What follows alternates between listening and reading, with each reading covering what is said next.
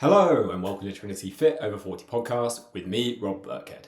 Today's podcast is an interview with Trinity member Hilary, who's 58 and works full-time as a consultant for the NHS.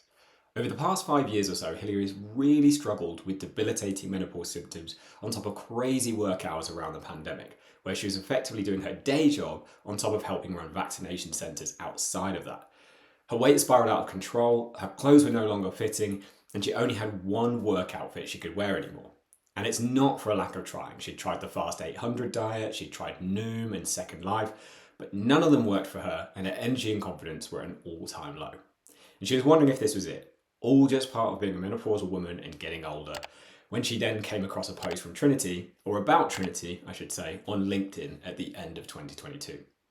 Since starting Trinity at the end of January in 2023, Hilary's lost over 39 pounds over the last 8 months, so just under 3 stone.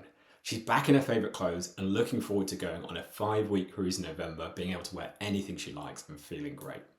However, it wasn't all plain sailing. Hilary still had long hours at work to contend with, back-to-back meetings all day, and some challenging illnesses to contend with along the way. She's also a vegetarian and has celiac disease, but she's still been able to make some incredible changes in spite of all of that. So in today's episode, Hilary reveals how she was able to achieve all of that and more. It's a great interview, so sit back and relax, and welcome to today's podcast.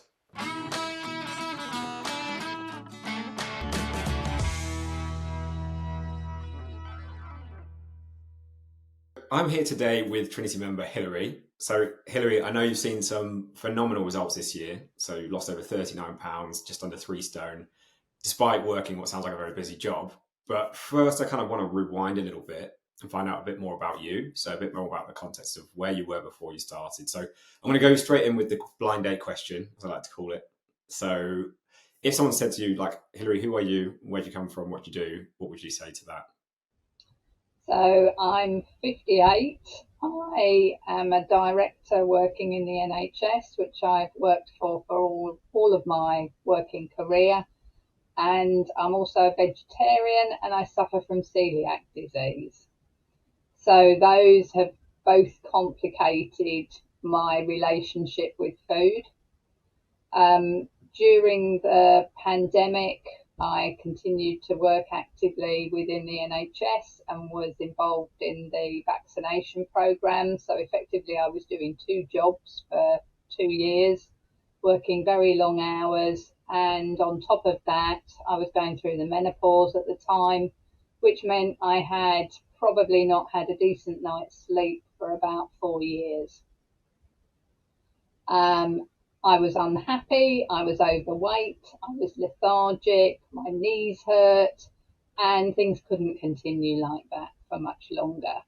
I was avoiding family events because I didn't want people to see me in that state, and I probably was down to one set of work clothes that I could actually fit into. So it was time to do something about it. And I happened to see a LinkedIn post relating to Trinity. That's really interesting. I don't often hear about LinkedIn. We've tried to reach people on LinkedIn, but it's difficult. So you saw the LinkedIn post, and when was this? Was this the end of last year? This would have been last autumn. Okay, got it. So I followed. Oh yeah, sorry, go for it. I followed that link and read some of the testimonials and then made contact. And I think we had a conversation, you're saying we were Ben, in the end of last year, so December time, is that right? Yeah, so I'd made a decision, I think it was early December, to go down this route. Then I got COVID, so I didn't actually start on the programme until the middle of January. And had you tried anything before this? I think you said before we started, you've been this was a decline for about 5 years with challenges with your hormones, gaining weight, losing confidence. Had you tried anything throughout that period of 5 years to try and shift the weight or feel better? Yeah, I had tried the Fast 800 diet, which was actually quite effective. That was probably about 5 or 6 years ago, but it wasn't sustainable. You can't live on 800 calories forever. No. So it resulted in weight loss, but as soon as you went back to eating normally, that stopped. More recently, I tried Noom, I tried Second Nature, neither of which had really had any impact. I didn't particularly like the American style evangelism of those Yeah, programs. it's quite a common thing in this industry. I think we hear that quite a lot from members. And then American style workouts as well is another thing that kind of puts people off. I think like really gung ho. So you tried those, and obviously the Fast 800, you got some quick results, but it wasn't sustainable. The other ones didn't really work quite so well. What was your mindset like at this point then? Did you So feel like maybe this is just it? yeah, I was getting to the point of, well, this is just what being a menopausal woman is going to be like. I'm going to be heavier than I've ever been. I'm going to be slow and lethargic. Um, and that's now what I have to look forward to for the next 30 or 40 years. Yeah, that's not a nice prospect, right? No. So let's go into what's changed then. But before we get into that, so you've tried different things. You obviously saw a post on LinkedIn. I'm guessing you then had a phone call with us. That's what you will have done because that's how it always works. What were you skeptical about before you actually joined? Because obviously you've seen amazing results now, but you didn't quite know what was going to happen at that point. Yeah, so I looked at your website, looked at a number of the testimonials, researched on the internet to see whether there were any reviews. And I suppose my mindset was, could it really be as good as everything seemed to be suggesting?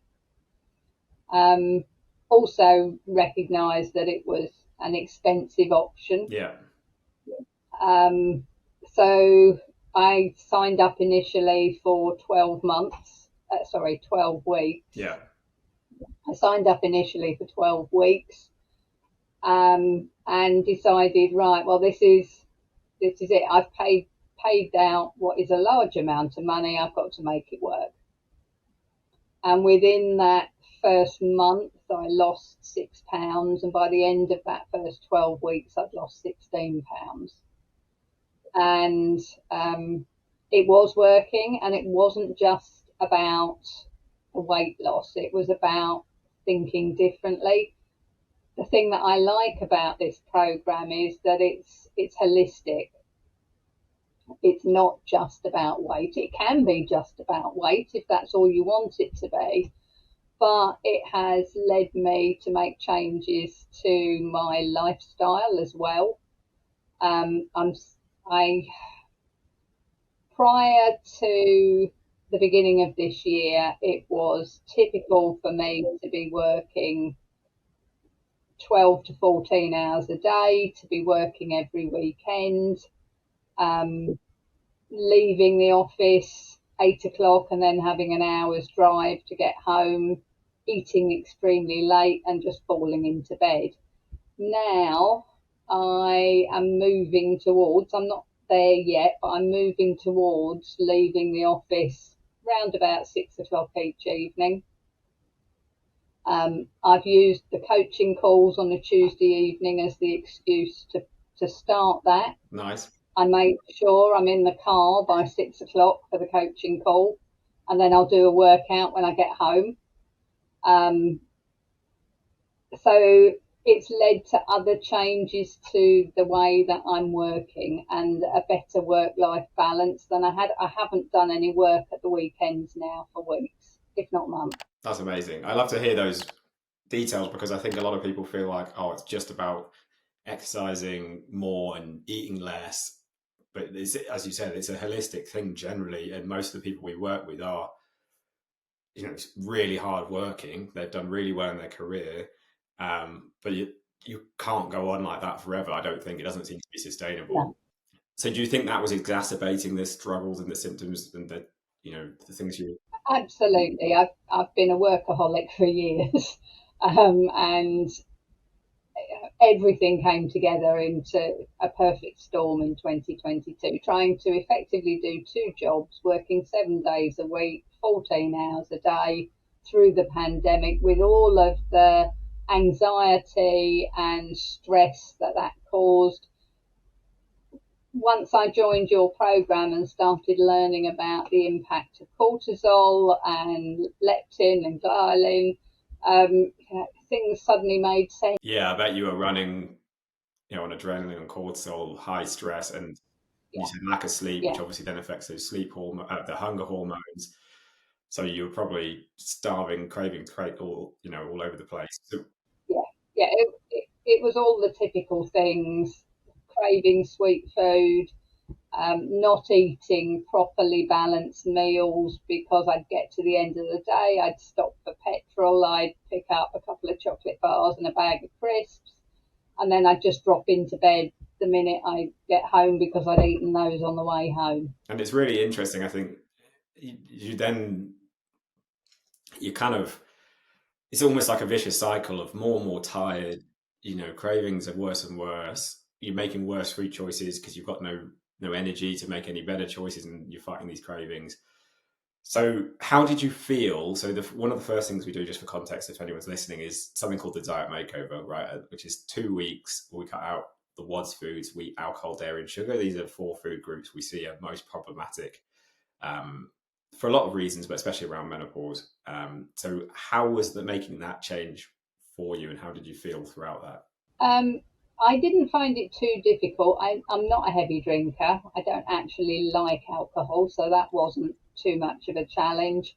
And I haven't eaten anything with wheat in for the last 15 years, being I guess as a celiac. celiac, yeah, that one's not so significant. Yeah, so that wasn't so significant. And actually, um, the the gluten-free foods that you can purchase are stuffed full of sugar and fats to make them Yeah. palatable. So that was a good loss. Um, my biggest challenge was the dairy because being vegetarian, I very much relied on cheese as my source of protein. And what I've also learned is that my protein intake was wholly inadequate.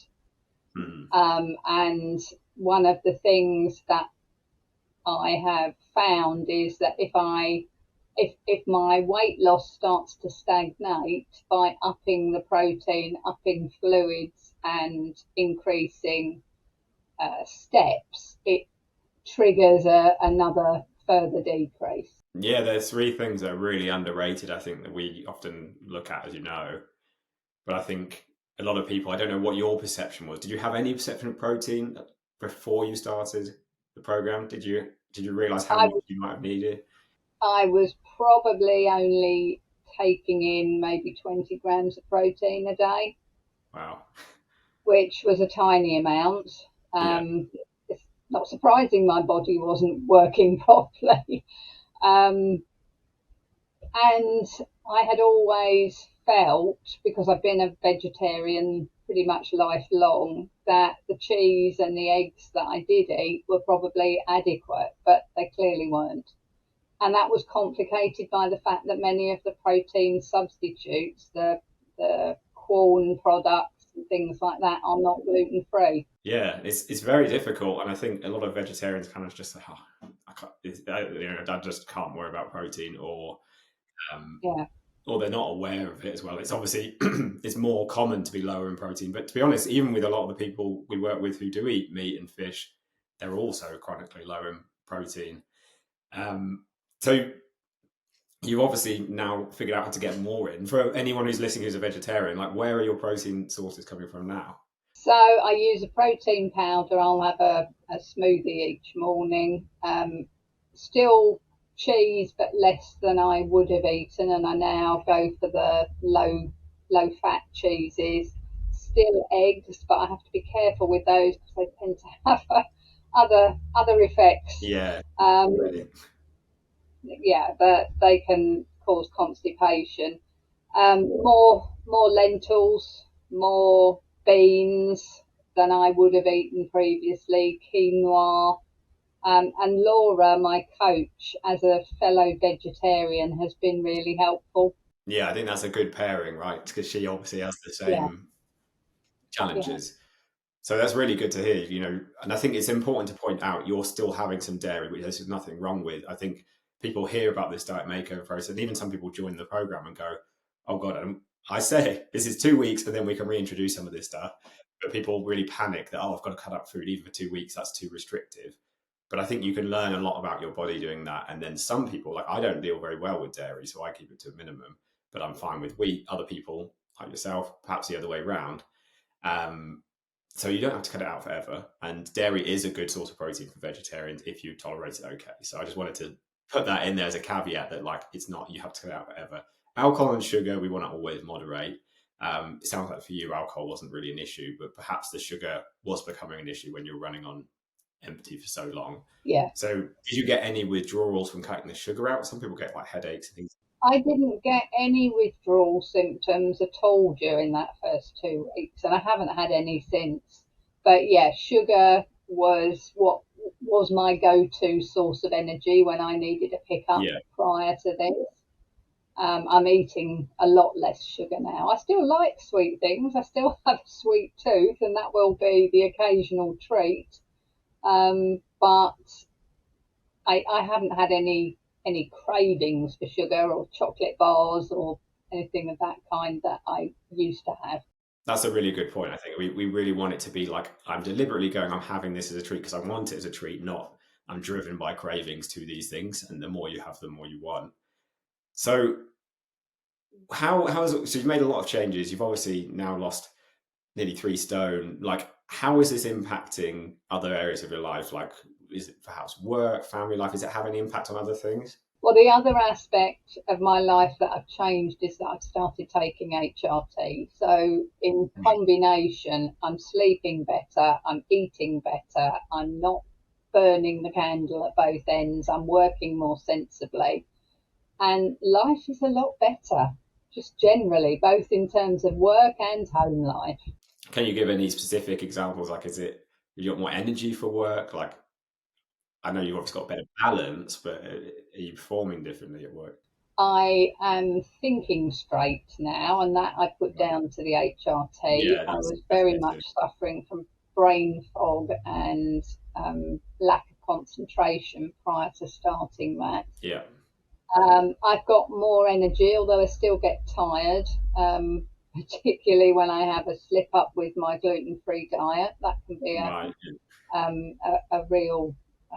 a really unpleasant situation. But yeah, life is just happier. And I know you've got a goal. So we talked about it just before we started, and it's in your notes. The overall goal was somewhere around 3.5 stone. So you're nearly there now, and after eight months. But also to get back into your posh frocks and ball gowns for November. So you've got a holiday in November. Is that right? Yeah, we're going on a month's cruise in November, which always has a number of gala evenings, and I had a wardrobe full of nice dresses which I could no longer get into, and rather than go out and spend money on a whole load of large size nice dresses, I decided to invest it in Trinity instead and get back into the dresses that I've already got. So yeah, there's a hard deadline of mid-November for getting back into those. But I approach the whole journey by dividing it into smaller milestones rather than just aiming at that longer term goal. Yeah, I saw from Laura's notes, you've got, it's only a short time to the next milestone. And then I think this is a great, I guess it's a mindset and a strategy as well that I also encourage with people. So you go, okay, here's my next milestone. And it doesn't seem so far away because 3.5 stone, it could seem massive and overwhelming. And then it doesn't seem so big either. So what kind of milestones have you got? What's your next milestone that you're aiming for? My next milestone is 2.5 pounds away. So I started at 186 pounds. I'm aiming at 140. I divided it basically into fives. Yeah. Roughly £5 a month was the milestones. Yeah, that's a really good strategy. So then hopefully you can tick things off, which I think we all like to do, much quicker, and you get some wins rather than it seeming like you said, it's just this eternally long thing. And have you had any challenges throughout that? So you obviously had COVID before you started. Have you had anything like illness or injury throughout that journey or any other setbacks? Yeah, I had a really nasty bout of gastroenteritis in May. Had the added benefit of helping me lose some pounds, but once that initial effect had worn off, I then had a period of probably 2 or 3 weeks when I didn't really lose anything more. And again, Laura was really helpful in helping me understand that your body needs time to recover when you've been unwell, and that things may stall for a while, but just keep doing what you're doing and it will recover. And there have been other small plateaus throughout the journey. And I think it's important to look at the overall trend rather than concentrating on the underlying data points. My weight fluctuates within a week by a couple of pounds based on, fluid intake, salt intake, how hot the weather is, levels of dehydration, and you could get very much hung up on those individual changes and see them as disasters that you've gone back by a pound. But actually, if the overlying trend remains downwards, that's good. Yeah, and I think dieting culture doesn't help with that. Like a lot of like slimming clubs and things is celebrated if you lose weight every week, and if you don't, you kind of almost made to feel bad. And as you said, it's not realistic. Like sometimes your weight is just not going to go down, even if you do everything right. It just doesn't, and that's especially for females around menopause. There's so many different things going on. You can be losing fat, but the scales haven't quite caught up yet. So as you said, you've got to look at the longer term. And do you use any apps? Because I know there's some good apps out there. Do you use any apps like Happy Scale or Libra to manage that? Yeah, I'm using the Happy Scale app to record weight measurement, and that seems to be fairly true to its predictions. I'm also using the Strong app to record workouts so that I can see progress and challenge myself.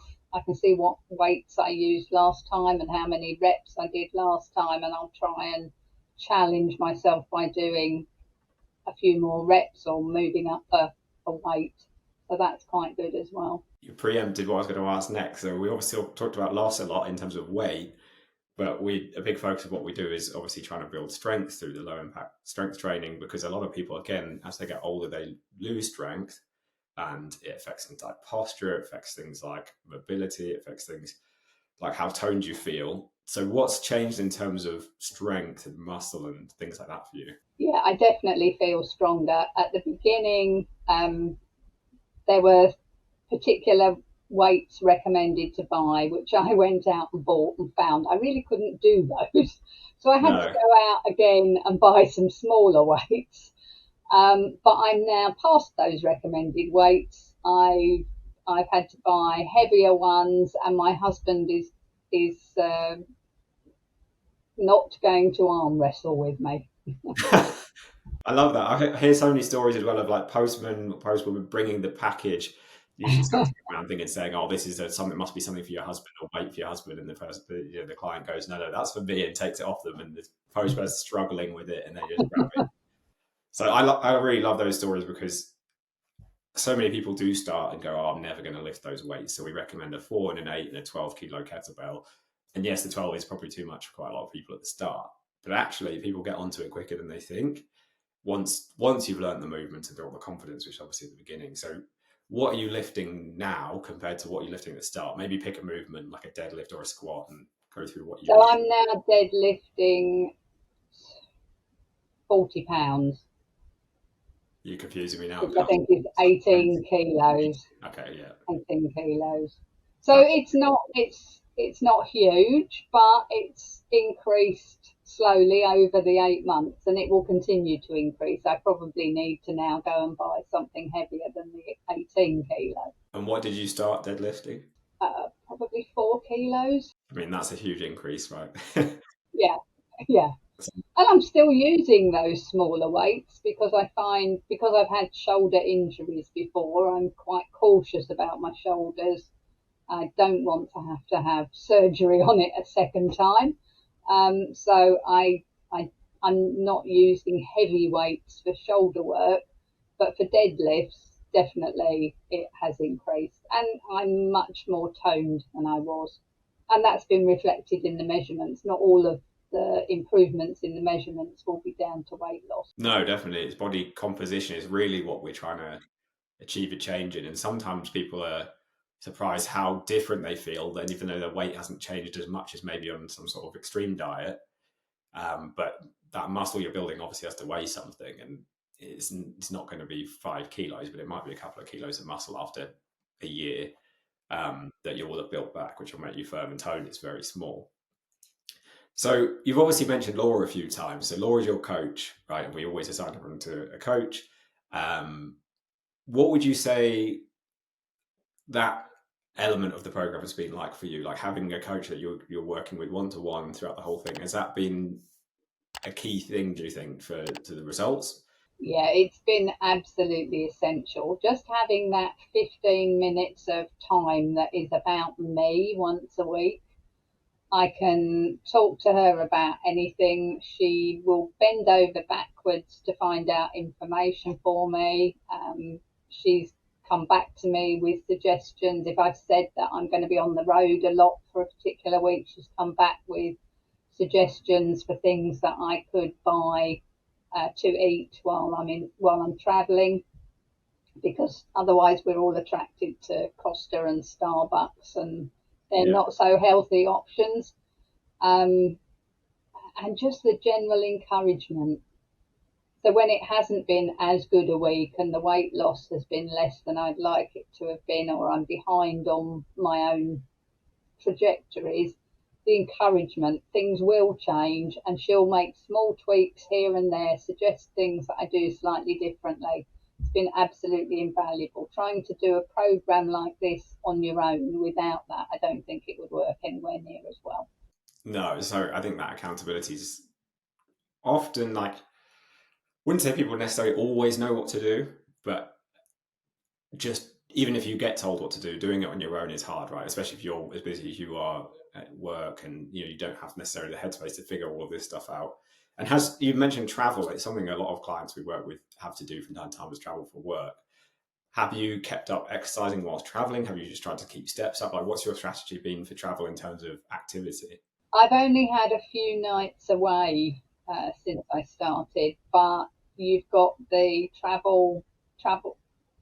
You have the travel workouts using the resistance band, and I have done those. Excellent.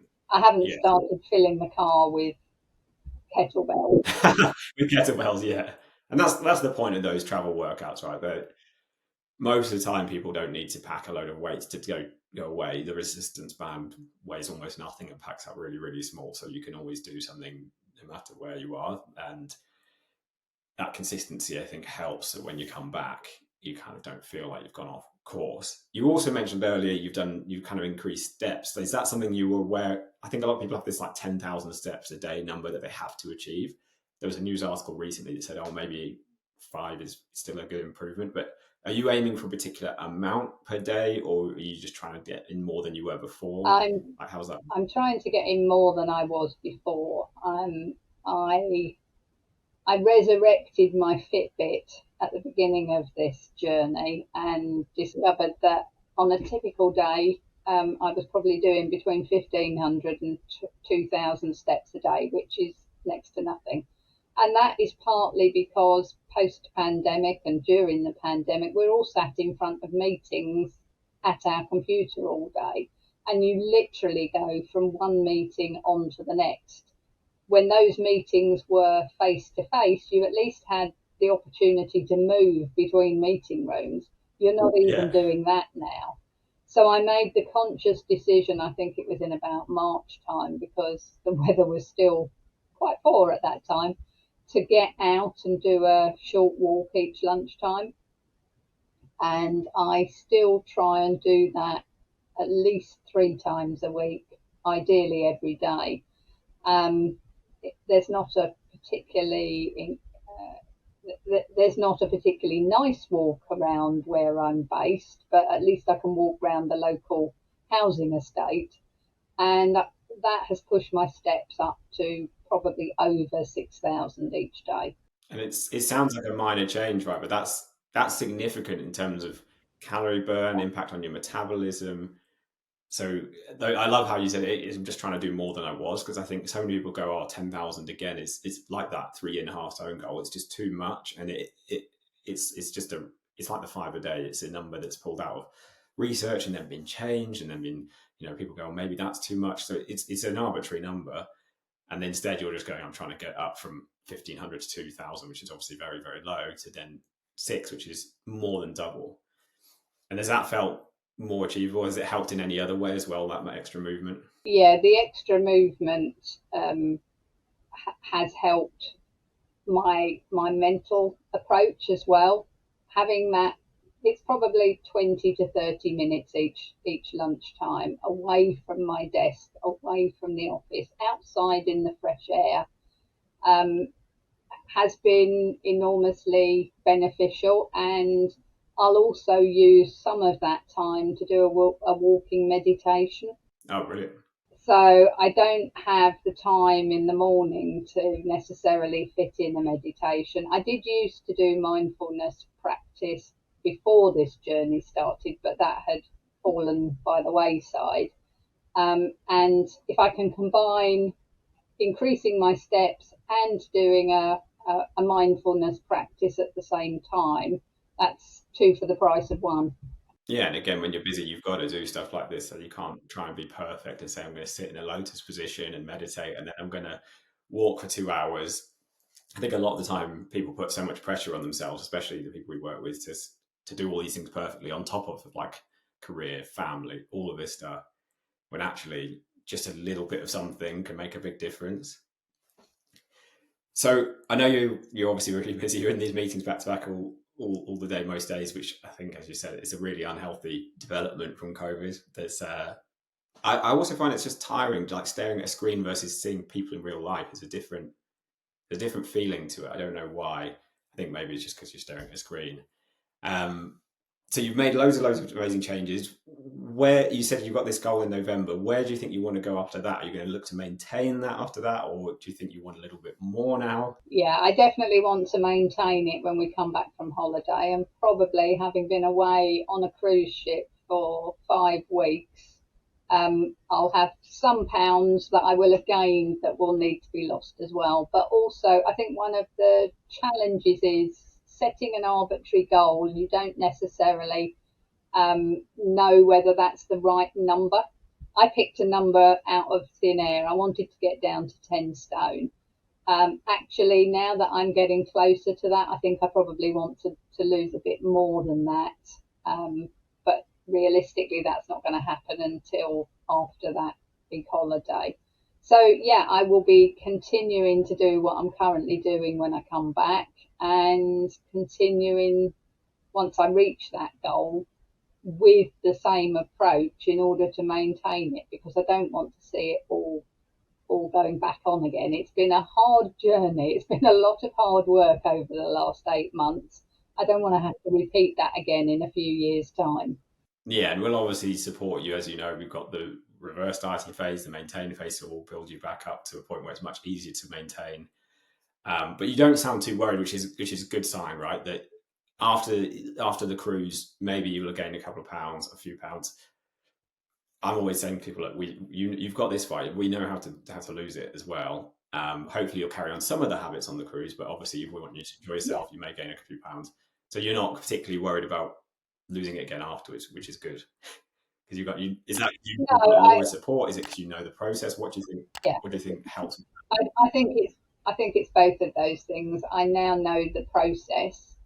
I know that it's not a disaster if a few pounds go back on. That some of that will be water weight, some of that will be around flying, some of it will be additional intake, some of it will be less activity. Although actually, while we're on holiday, we'll probably do more than 6,000 steps a day, and there is a gym on the ship, so I shall be visiting that.